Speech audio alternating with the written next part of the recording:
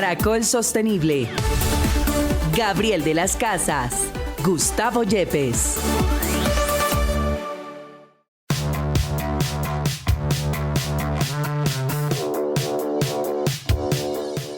Hola, bienvenidos. Esto es Caracol Sostenible en Caracol Radio. Aquí estamos, como siempre, es nuestra cita de los sábados a las 11 de la mañana en la gran alianza con la Universidad Externado de Colombia. Profe Gustavo Yepes, ¿cómo vamos? Hola, Gabriel. Muy bien, buenos días a todos. Muy bien, señor.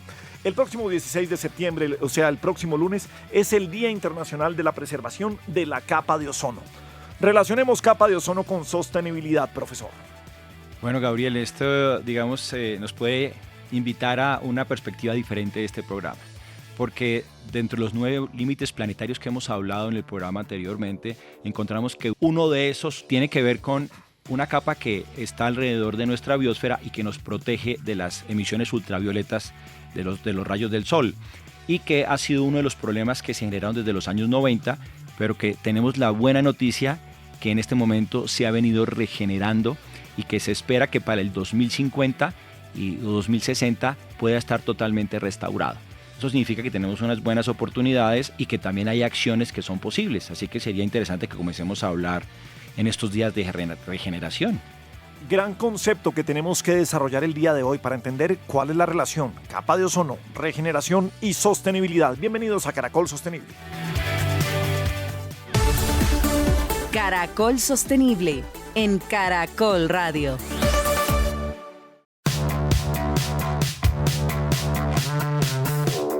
Esto es Caracol Sostenible, una alianza con la Universidad Externado de Colombia y Caracol Radio. Profesor Gustavo Yepes, restauración, ¿qué tiene que ver con sostenibilidad esta palabra, este término? Gabriel, desde los 90 han comenzado a revisar algunos elementos que traten de contribuir un poco más que el desarrollo sostenible. El desarrollo sostenible para algunos es un oxímoron, para otros es solamente la reducción del impacto, y otros comienzan a creer desde el 94 y especialmente desde este nuevo siglo, como un señor Ries, que necesitamos tener un desarrollo que sea regenerativo, que permita restaurar o incluso regenerar la situación actual del ecosistema y el medio ambiente debido a la actividad humana. Entonces creo que es como una oportunidad para hacer un pequeño ajuste adicional. El profesor Edward Müller es presidente y rector de la Universidad para la Cooperación Internacional de Costa Rica, es asesor de The Carbon Underground Soil Information, el Consejo Global de la Alianza de la Economía del Bienestar y el Consejo Asesor Técnico del Estándar de Restauración de Ecosistemas. Profesor, muy buenos días y bienvenido a Caracol Sostenible en Colombia. Muy buenos días, gracias por la invitación. Es un honor estar aquí compartiendo con ustedes. Bien, pues voy a arrancar por la misma pregunta que le hacía aquí a nuestro profesor. Restauración y sostenibilidad. ¿Por dónde tenemos esta relación? Yo soy un poco más dramático. Creo que el tren de la sostenibilidad partió de la estación hace 20 años y no nos subimos en él. Y en este momento el planeta está dañado a un punto donde ya el desarrollo sostenible no es posible, a no ser que realmente regeneremos las capacidades planetarias. A mí no me atrae mucho entrar a discusiones de definiciones. Sin embargo, el tema restauración para mí sigue siendo un concepto, digamos, de un paradigma anterior, porque es prácticamente imposible restaurar un ecosistema. Por eso yo prefiero hablar de regeneración, que es generar un sistema funcional a futuro, que no necesariamente tiene que ser el que existía antes. Cuando uno trabaja en restauración, por ejemplo, en este estándar global de restauración de ecosistemas, hay que buscar un área lo más intacta posible, que ya no existen a nivel planetario, pero lo más intacta posible, y tratar de copiar qué es lo que hay en esa área para restaurar el ecosistema. Y yo más bien parto de la idea de que necesitamos ecosistemas funcionales a nivel de paisajes funcionales, que se trabaja a nivel bioregional, donde la función ecosistémica se pueda regenerar y pueda brindar los servicios necesarios para favorecer el florecimiento de la vida como tal. Doctor Müller, pues muy interesante lo que usted nos está mencionando, y además me llama mucho la atención, así no parezco tan apocalíptico como dicen por acá. Sobre lo que usted menciona, el regenerar ese tipo de territorios, ¿cómo se alinea eso con la necesidad de las personas, de las comunidades que viven en esos territorios para poder lograr generar su capacidad productiva o económica? Bueno, yo fundé la universidad en el 94, justamente 2 años después de la reunión de Río, para ayudar a implementar el desarrollo sostenible. que era una intersección entre lo ambiental, lo económico y lo social. Pero lamentablemente nos habíamos olvidado de lo cultural, lo político y lo espiritual. Entonces yo a partir del 96 empecé a incorporar la dimensión espiritual, que para mí es fundamental, o sea, la conciencia plena. La regeneración empieza por uno. No se puede colectivizar si uno mismo no ha hecho un proceso, ¿no? Si no es de la boca para afuera. Necesitamos una regeneración de la cultura, que podría inclusive pensarse en una restauración, pero da la idea de regresar hacia el pasado, y la cultura es dinámica. Pero, por ejemplo, para mí la cultura es uno de los pilares más importantes para trabajar en el territorio, porque ella nos da identidad. O sea, para los europeos, los nórdicos, digamos, la cultura es arte, es teatro, es música. Pero para América Latina, para Asia, para África, la cultura es el amalgama de una comunidad. Es lo que nos da orgullo, lo que nos da autoestima, lo que nos da identidad. Entonces, esa cultura está siendo lavada o destrozada mucho más rápido que la biodiversidad, inclusive, por el consumismo, por las redes sociales, por los Tommy Hilfiger, por toda esa idea de querer entrar a un mundo consumista, y se quita el valor que teníamos de la familia, de nuestra comunidad, de las tradiciones, que muchos de los jóvenes inclusive lo ven como, uy, qué pereza. Y es mucho más allá de la idea de cultura que se usa muchas veces en la parte comercial, que es folclore. Entonces, en el turismo, cuando hablamos de cultura, muchas veces se inventan bailes folclóricos y eso, pero la cultura no es eso. Pero, profesor, ¿cuál es el punto medio que debemos tener entre lo que puede ser consumismo, desarrollo, y no quedarnos en la época de las cavernas? En esa evolución, ¿dónde está ese punto medio que debemos tener? El sistema actual es el hombre arriba, la mujer abajo del hombre y la vida a nuestros pies. Mucha del espacio de transición se ve como la ecoeconomía, ecosociedad, pero realmente es un proceso de transición hacia lo que deberíamos estar haciendo, que es la sociedad humana al servicio de la vida, la nuestra y la de todos.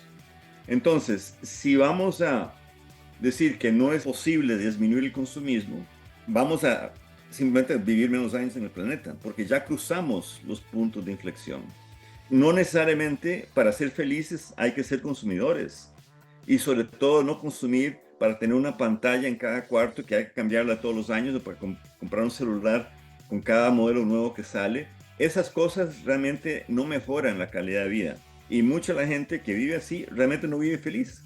O sea, es una felicidad momentánea con productos que además tienen obsolescencia programada. Tenemos que tener claro que el desarrollo no es necesariamente enfocado a un desarrollo económico, sino al desarrollo del bienestar. Y muchas poblaciones campesinas e indígenas tienen mejor felicidad, mejor calidad de vida que los grandes millonarios que son infelices hasta la muerte. Doctor Müller, y sobre ese tema del desarrollo regenerativo, ¿qué ejemplos se pueden encontrar en el mundo? ¿Cómo podemos, digamos, tomar como experiencias interesantes para analizarlas y abordarlas? Busque Colombia Regenerativa. Hay un movimiento fuerte naciendo en Colombia. Costa Rica Regenerativa la lanzamos en el 2018. Colombia Regenerativa creo que ya fue en el 2019. Hay México, está Chile, hay Argentina, está Uruguay. Hay varios países que ya tienen movimientos de regeneración. Y de hecho hay una alianza que se llama Puente, que tiene ahora 400 personas vinculadas a temas regenerativos, intercambiando todos los días. Entonces hay muchos. Cuando yo inicié Costa Rica Regenerativa, lo que me di primero la tarea es buscar proyectos que no necesariamente eran llamados regeneración, porque en aquel momento se hablaba muy poco de regeneración, es una cosa más reciente. Yo empecé a hablar de regeneración hace 12 años y la gente me miraba con los ojos cuadrados. O sea, ¿qué es eso? Es una nueva moda, es una nueva palabra. Pero me encontré, solamente en 6 meses aquí en Costa Rica, me encontré más de 80 iniciativas, proyectos, etcétera, que podían catalogarse perfectamente como regenerativas. O sea, hay mucho ocurriendo y está creciendo exponencialmente. Nos encanta tener personajes que la gente los mire también con los ojos cuadrados cada vez que dicen algo. Y voy a saltar al tema de la biodiversidad, profesor.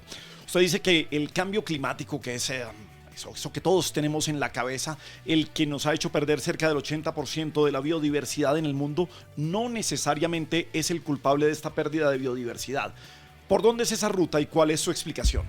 No, voy a hacer unas pequeñas correcciones ahí. Uno, Cuando se analizan los límites planetarios, que son los que definen el espacio seguro para la vida en el planeta como seres humanos, el espacio seguro para la humanidad, esto es del Centro de Resiliencia de Estocolmo. Desde el año 2009, que fue la primera publicación, se identificó la pérdida de la biodiversidad como el factor más crítico para la posibilidad del ser humano seguir viviendo en el planeta. Y ese 80%, hay miles de versiones. Lo que puede ser un poco más consolidado es que América Latina, por ejemplo, ha perdido el 94% de la abundancia de biodiversidad. Entonces hay gente que piensa en biodiversidad por especies y hay más de 1 millón de especies en peligro y eso me asusta. Pero, ¿cuál fue la última vez que usted raspó el parabrisas después de salir a pasear? Y regresó a casa y había que raspar el parabrisas porque estaba lleno de bichitos. Eso no existe. Eso es abundancia. Y esa es la que hemos perdido al 94%. O sea, nos queda 6% de la abundancia para poder recuperar a los ecosistemas. Si seguimos dañando, si seguimos usando estudios de impacto ambiental que son legales, pero son inmorales, porque te autorizan minimizar el impacto cultural, minimizar el impacto ambiental, ecológico, ahora los proyectos tienen que brindar condiciones para la vida, para la sociedad y para la economía. Si no, no deberían hacerse. Entonces, la biodiversidad es el primer punto de colapso. El tema del cambio climático es que tiene un efecto de retroalimentación con la pérdida de diversidad biológica. Si se pierde diversidad biológica, se empeora el cambio climático.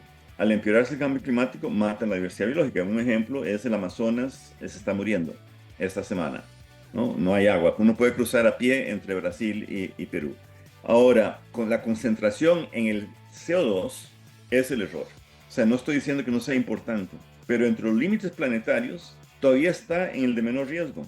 Y todo el mundo está enfocado en reducir emisiones. En primer lugar, no es reducir emisiones a futuro, es capturar el CO2 que ya está en la atmósfera, porque ya pasamos los puntos de inflexión.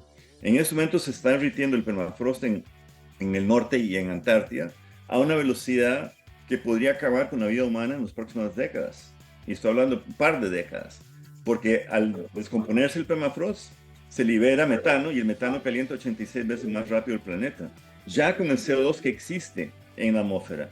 Si no bajamos ese CO2 rápidamente, no hay forma de frenar el proceso. Entonces, todo ese tema de Naciones Unidas y las agencias de gobierno, etcétera, que al 2050 tal cosa y que vamos a reducir las emisiones, eso no tiene viabilidad. Y eso está dentro de un paradigma que ya no cumple propósito. Nos toca sacar carbono de la atmósfera y meterla bajo nuestros pies. Y la mejor forma de hacer eso es cambiando la forma de producir los alimentos y las fibras, que son causantes del 80% del colapso planetario es causado por la agricultura.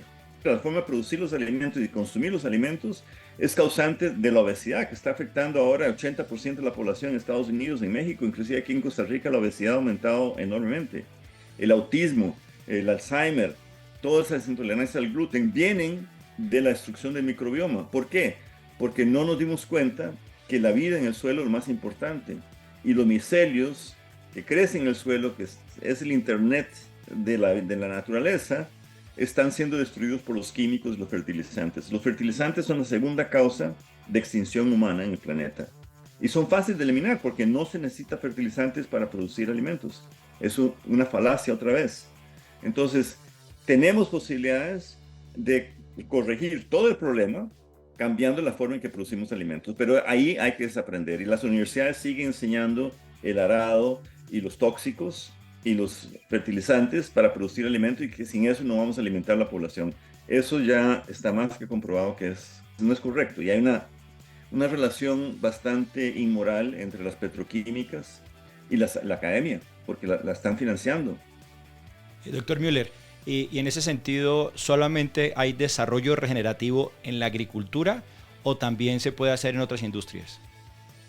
Nosotros, el modelo conceptual que desarrollamos de desarrollo regenerativo es una alianza entre la naturaleza y espiritualidad.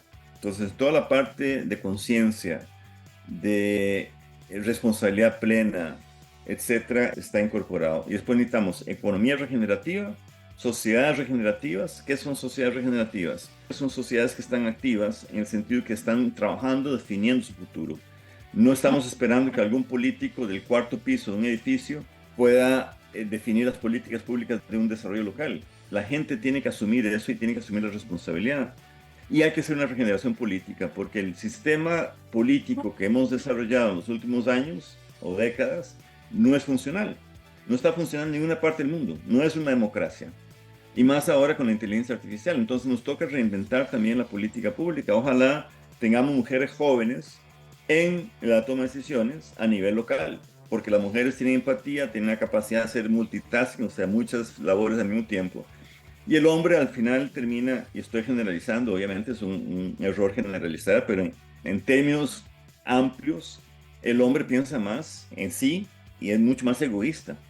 Entonces, la toma de decisiones por gente de pelo blanco o pelo amarillo, peor, debería estar siendo eliminada. Y deberíamos meter jóvenes que tienen empatía, que tienen más posibilidades de desaprender de un modelo que el desarrollo lo basamos en el PIB.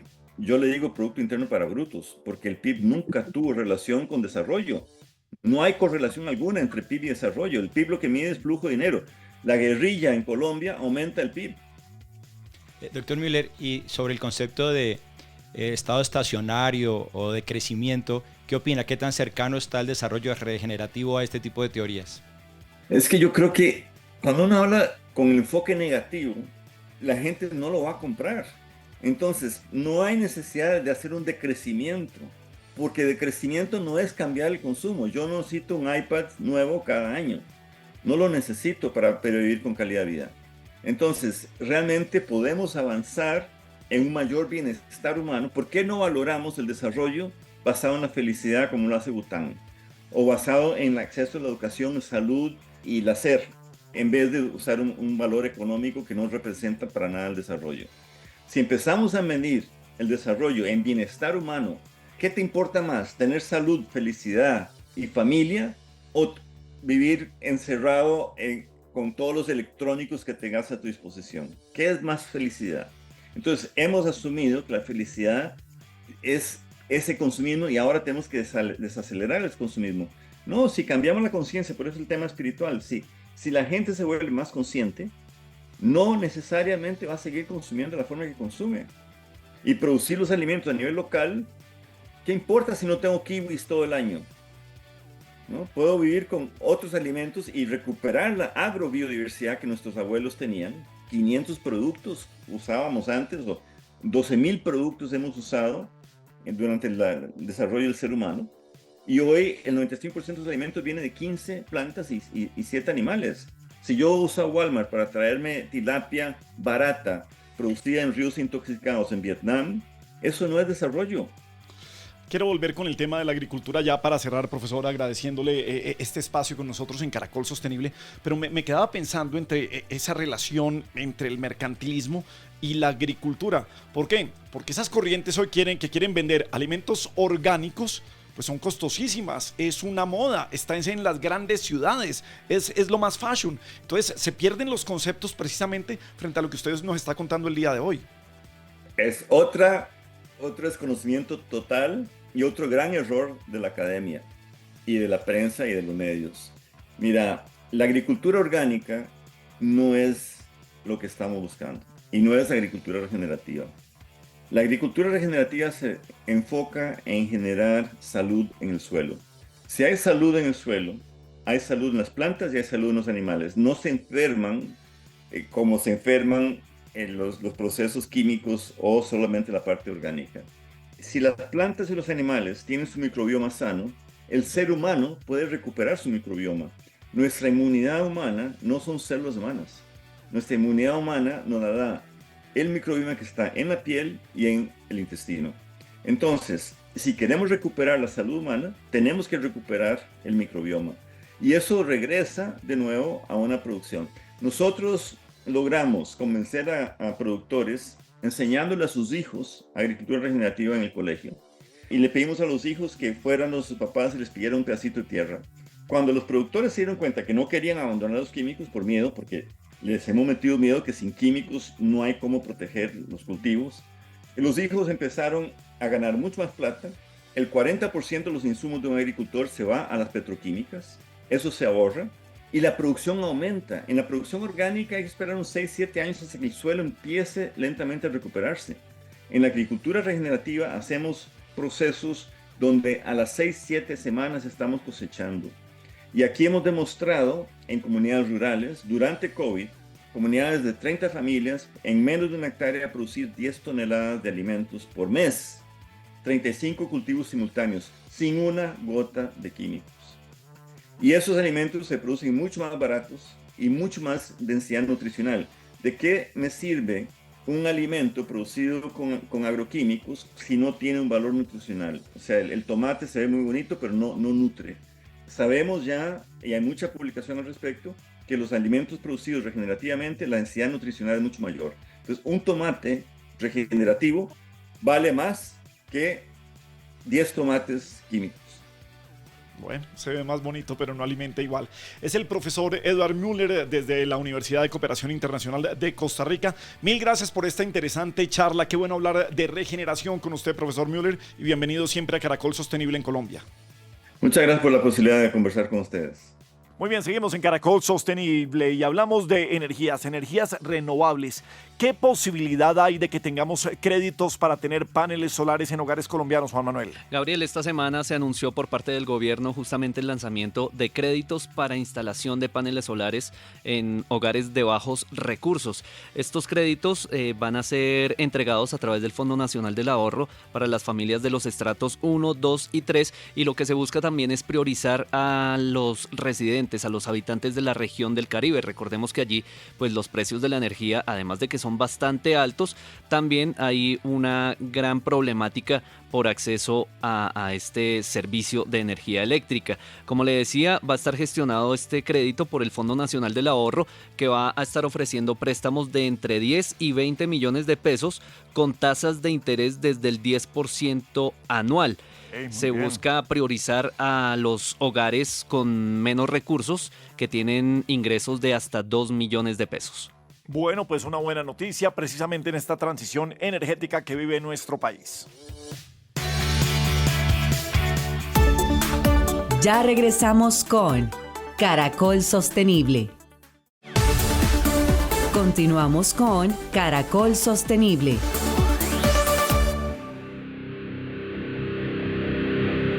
Bien, sigue Caracol Sostenible, nuestra alianza con la Universidad Externado de Colombia en Caracol Radio. El 16 de septiembre es el Día Internacional de la Preservación de la Capa de Ozono. En Colombia, la Unidad Técnica de Ozono está encargada del diseño e implementación de las estrategias de eliminación y consumo de sustancias agotadoras de la capa de ozono. Lady María Suárez es coordinadora de la Unidad Técnica de Ozono. Lady, bienvenida a Caracol Sostenible, ¿cómo estás? Muchas gracias, muy buenos días y muy complacida de estar aquí con ustedes. Bueno, siempre arrancamos como con diagnósticos sobre lo que está pasando con la capa de ozono a nivel mundial y por supuesto, ¿cómo lo vemos desde Colombia, Lady? Bueno, Colombia ha sido uno de los países más comprometidos y con muy buenos resultados en el cumplimiento de todas estas metas de reducción de consumo que agotan la capa de ozono. Colombia ha estado siempre como líder de región en alcanzar las metas de reducción y bueno, creemos que estamos contribuyendo en gran medida a solucionar esta problemática global. Lady, digamos que estemos en un programa que estamos buscando tratar de tener un mensaje positivo, ya que hemos visto con los límites planetarios que el único de estos límites que se ha ido mejorando es la capa de ozono. ¿Qué ha pasado con esto y cómo lo están viendo ustedes desde Colombia? Sí, mira, efectivamente el protocolo de Montreal ha sido uno de los retos planetarios que se ha venido cumpliendo. El protocolo ya ha venido eliminando el consumo de más o menos 96% de sustancias agotadoras de la capa de ozono a nivel mundial. Y efectivamente Colombia ha contribuido también en gran medida con estas metas. En el país se han obtenido más o menos 1.936 toneladas de potencial de agotamiento de ozono reducido. Hemos sido beneficiarios de 121 proyectos en el país desde 1994 que nos han ayudado a reconvertir los sectores productivos que utilizan estas sustancias y nos han ayudado también a fortalecer al Estado colombiano para implementar todos los diferentes compromisos que tenemos alrededor del protocolo de Montreal. ¿Y cuáles son esos sectores que más necesitan ese tipo de sustancias y que generan impacto en la capa de ozono? Bueno, inicialmente la industria manufacturera que produce aplicaciones que utilizan estas sustancias son el sector de refrigeración y aire acondicionado, pero le siguen en su importancia el sector de espumas de poliuretano, que también tiene mucha presencia a nivel nacional, el sector de extinción de incendios y muchas de las industrias químicas, eso como industria manufacturera. Pero adicionalmente pues tenemos todas las actividades sectoriales como cárnicos, lácteos y todas las demás actividades productivas que necesitan de soluciones de frío o de acondicionamiento de aire, que son usuarias finales de estas aplicaciones y que también consumen mucho de estas sustancias.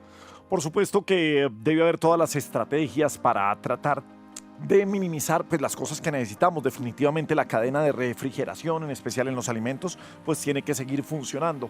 Los aires acondicionados cada vez tienen mejores tecnologías, pero yo quisiera aterrizar al colombiano, al ciudadano del común y corriente en su actividad diaria. ¿Qué hace para dañar la capa de ozono? Hemos hablado de los aerosoles, nos hemos quedado como allí, pero ¿qué es lo principal que puede hacer la gente para precisamente colaborar, para detener el daño y que de buena manera se ha hecho en los últimos años frente a la capa de ozono?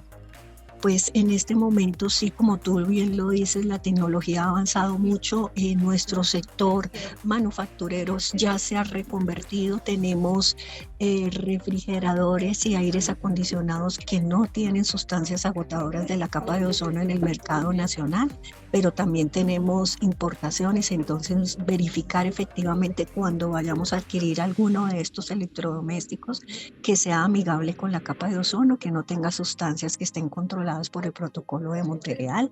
Y igual manera tenemos que ser muy responsables al final de la vida útil de estos equipos, ¿no?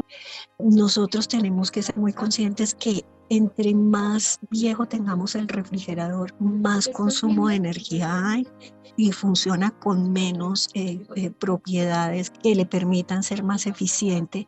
Y si se va a hacer alguna reparación de los equipos, de los electrodomésticos, que se utilicen técnicos certificados y capacitados para que hagan la gestión responsable de estas reparaciones.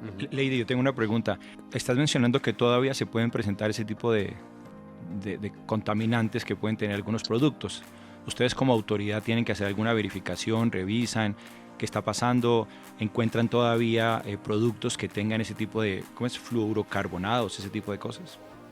Sí, nosotros efectivamente la normativa colombiana controla tanto la importación como la exportación de este tipo de sustancias mediante licencia ambiental y cupos para que efectivamente lleguen las que tienen que llegar, porque recuerda que estamos en un cronograma de reducción del consumo. Entonces, todavía tenemos algunas sustancias que tenemos que eliminar al 2030.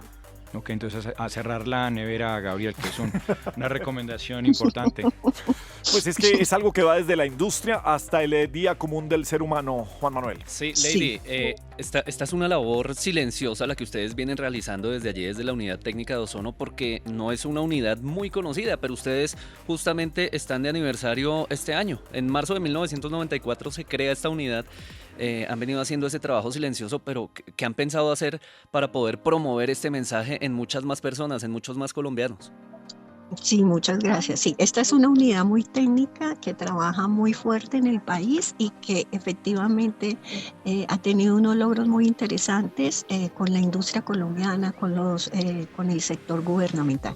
Colombia durante estos 30 años ha venido trabajando en la implementación del protocolo de Montreal con el soporte del Fondo Multilateral para el Protocolo de Montreal y a través del soporte del Programa de las Naciones Unidas para el Desarrollo PNUD. Este 19 de septiembre vamos a estar como reconociendo en unos conversatorios lo que han sido las experiencias y las lecciones aprendidas de todos los actores que nos han ayudado a la implementación del protocolo de Montreal. Creemos que tenemos muy buenos resultados para compartir con el país a lo largo de estos 30 años y nuevamente confirmar nuestro compromiso con esta eliminación que estamos haciendo muy de la mano de lo que ha sido la ayuda del Fondo Multilateral del Protocolo de Montreal para tener estos grandes resultados. Pues desde Caracol Sostenible queremos también poner nuestro compromiso para ayudar en todo lo que podamos hacer con la Unidad Técnica de Ozono en Colombia y con Lady Suárez, su coordinadora de la Unidad Técnica. Lady, mil gracias por acompañarnos y cuente con nosotros en todo lo que podamos ayudar en esta procura de tener un mejor mundo. Muchas gracias, muy amables.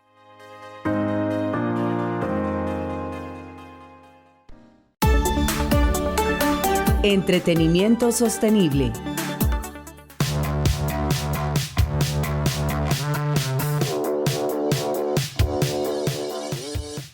Muy bien, entretenimiento sostenible. Juan Manuel, salimos de aquí y nos vamos para el Festival Cordillera. ¿Por qué hay que hablar de sostenibilidad con este gran festival de música, de rock, de ska, de muchos géneros que se vive en la ciudad de Bogotá?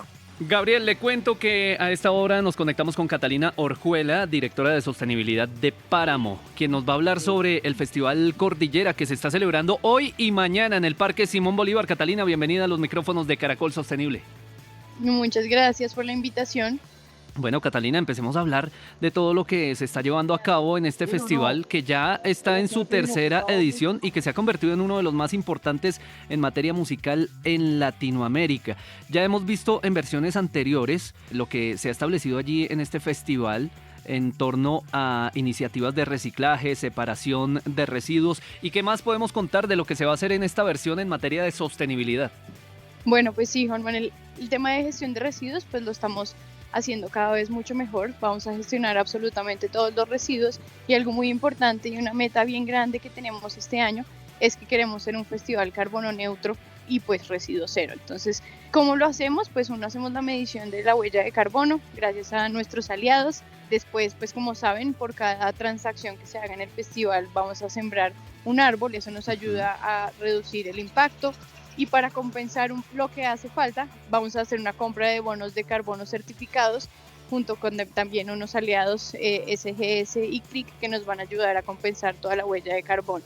Y como acciones nuevas que tenemos en el festival, pues los queremos invitar a todos a la aldea Páramo Impacta. Es un espacio en donde van a encontrar un montón de actividades y premios en torno a la sostenibilidad. Es un espacio que está iluminado con energías renovables.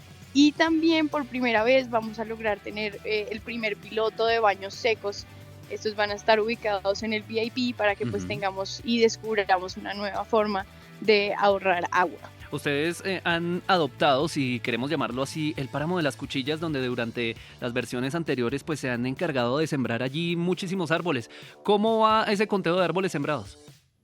Bueno, está espectacular. Más o menos vamos unos 18.000. Estamos esperando a los resultados finales de todas las transacciones, pero pues la idea es llegar a una meta de 20.000. Entonces, ya saben, por cada transacción pues nos ayudan un montón. Al día de hoy vamos sembrados 100%, 16.000 árboles. Y pues una vez terminemos el festival hacemos una siembra posterior para completar las transacciones. Catalina, escucho que están ya por allá en todo lo que es el preámbulo a la apertura de puertas de este Festival Cordillera hoy en su primer día. Mensaje que le quieren enviar a las personas que van a asistir y por supuesto también a los oyentes de Caracol Sostenible desde la organización del Festival Cordillera.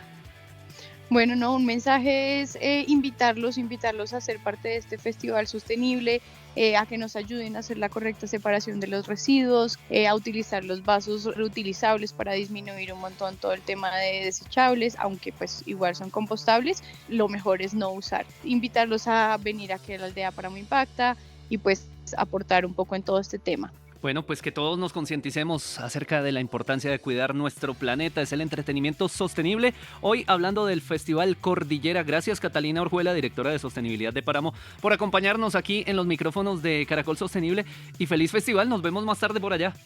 De una, muchísimas gracias.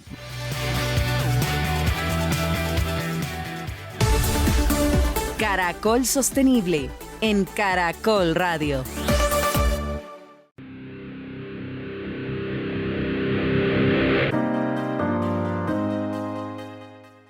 Muy bien, seguimos en Caracol Sostenible, en Caracol Radio. El 16 de septiembre de 1987 se redactó el Protocolo de Montreal, con el que se pretende proteger la capa de ozono a través de la regulación de productos que la agotan. En él se prohíbe el uso de los gases que utilizan compuestos CFC a partir del año 2010. En esto, los refrigerantes actuales pues apenas afectan la capa de ozono, pero siguen siendo nocivos para el calentamiento global.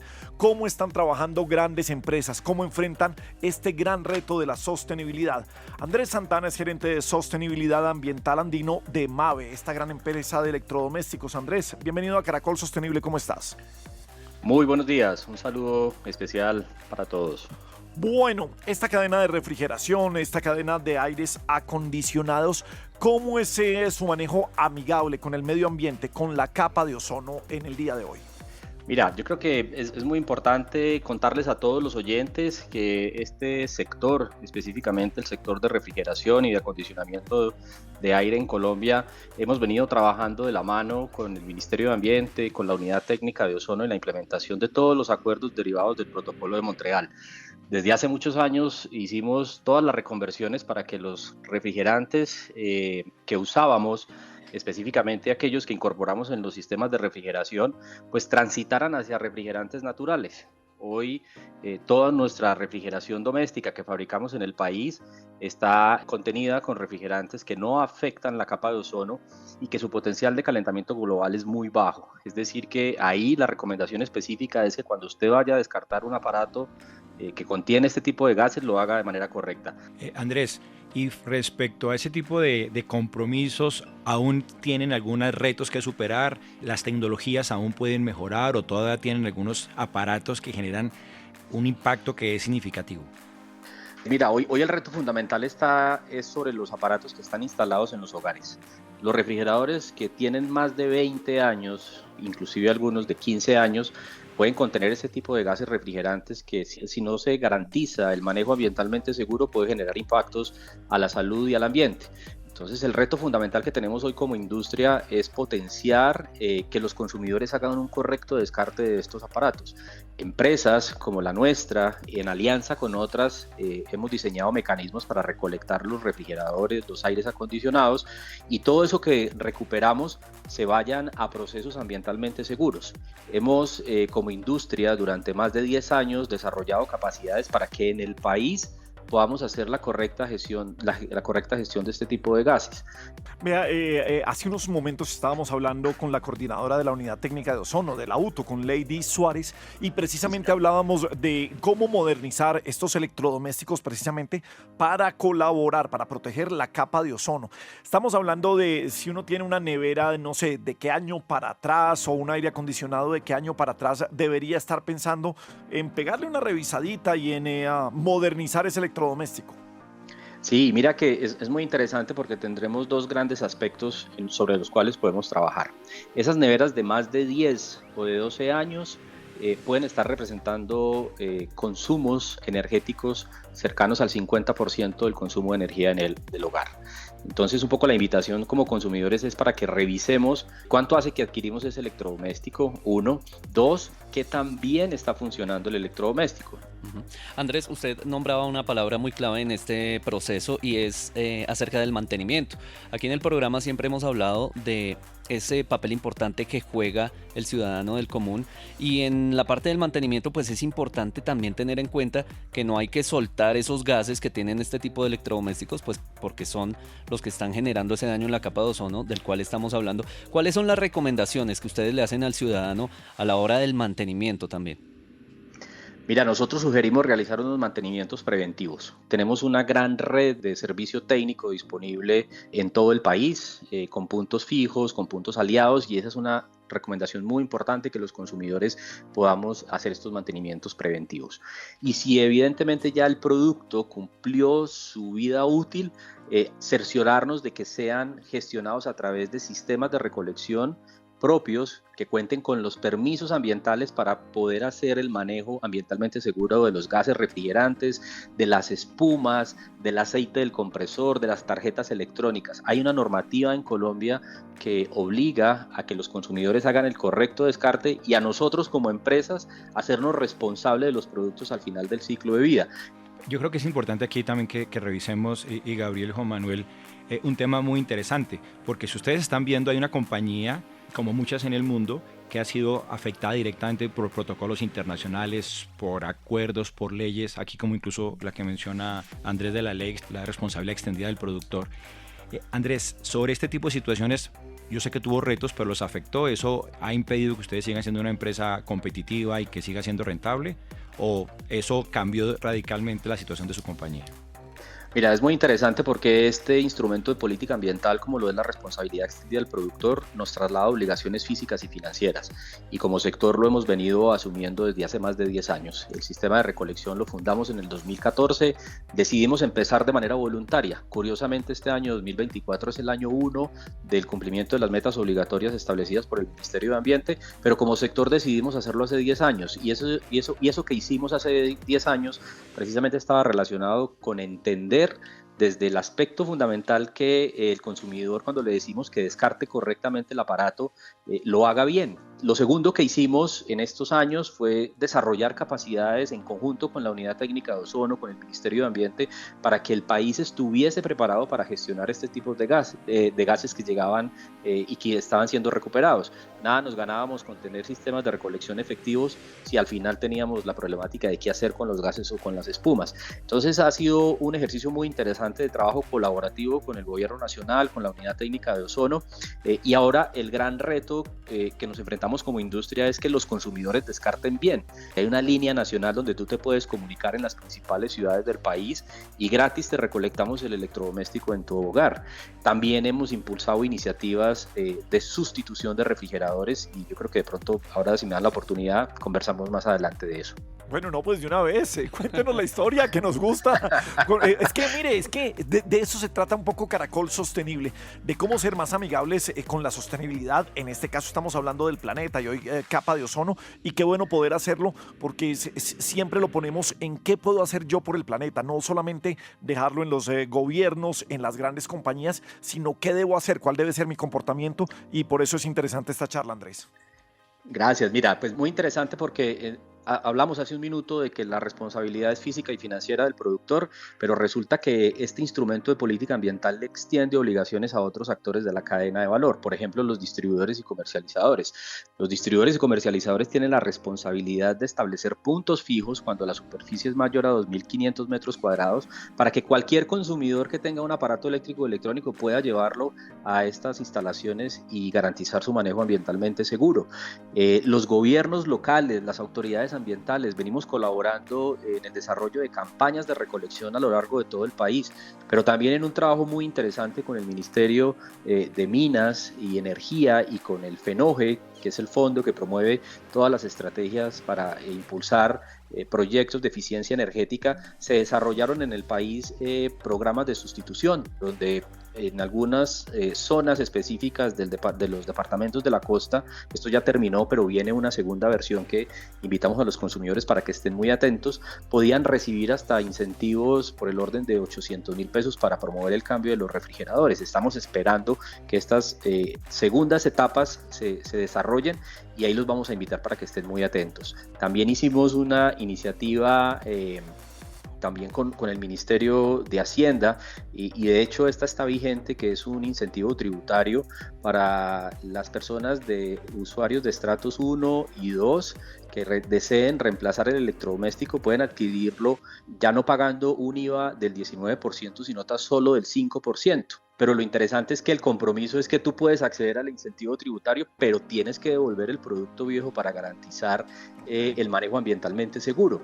Es un ejemplo importante de lo que se puede hacer, que podemos ir resolviendo problemas, así sean retos importantes como es este, pero sobre todo el ejemplo es que lo podemos hacer en conjunto, solos es muy difícil. Bueno, y es algo que nos afecta todos los días o con lo que interactuamos todos los días en la vida normal. Andrés Santana, gerente de sustentabilidad ambiental andino de Mavi. Mil gracias por estar esta mañana con nosotros aquí en Caracol Sostenible, Andrés. A ustedes muchas gracias y por permitirnos también contarles a todos los oyentes lo que estamos haciendo en materia de sustentabilidad y bueno, es un placer conversar con ustedes siempre. Caracol Sostenible. De lo absurdo a la reflexión.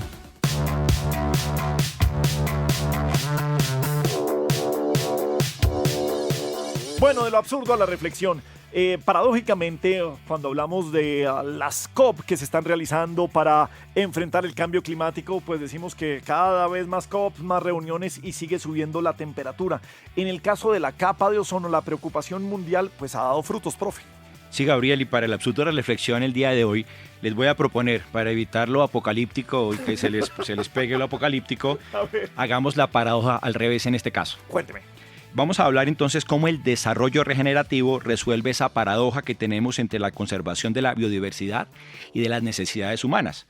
Según la plataforma intergubernamental sobre biodiversidad y servicios ecosistémicos, más o menos 1 millón de especies están en peligro de extinción en las próximas décadas. Todo por servir a las necesidades humanas. Hay un informe que saca el Global Footprint Network, señala que la humanidad está utilizando los recursos naturales equivalentes a 1.75 planetas tierras, lo que significa que no tenemos la capacidad para el 2050 de seguir atendiendo a tantas personas con tantas necesidades. Sin embargo, el desarrollo regenerativo se nos presenta como una alternativa interesante, ya que no solamente minimiza el impacto negativo de las actividades humanas, sino que restaura, regenera los ecosistemas para que esa biodiversidad pueda sostener a la humanidad, incluso a más personas de 9.000 millones de personas. Hay un estudio del Instituto Rodale que muestra que la agricultura regenerativa puede aumentar la biodiversidad en un 30% y mejorar la productividad a largo plazo.